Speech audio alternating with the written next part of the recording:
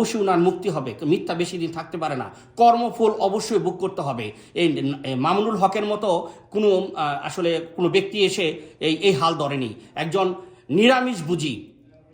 নিরামিষ বুঝি সন্ন্যাসী সাধু এই ধর্মকে প্রচার করার জন্য, শুধুমাত্র ধর্ম প্রচার করার জন্য, হিন্দুদেরকে রক্ষা করার জন্য প্রতিবাদ করেছিল।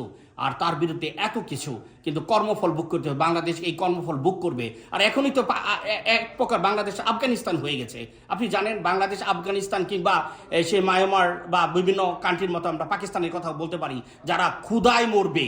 বাংলাদেশের অবস্থা সেই রকম যাচ্ছে। আজকে বিশ্ববিদ্যালয়গুলি আপনি চেয়ে দেখবেন, বিশ্ববিদ্যালয়গুলি হাঙ্গামা, ভাঙচুর, লুটতরাজ কি না হচ্ছে।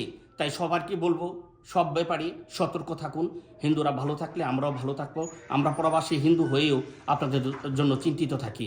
আপনারা ভালো থাকবেন এই আশা ব্যক্ত করছি। নমস্কার। নমস্কার।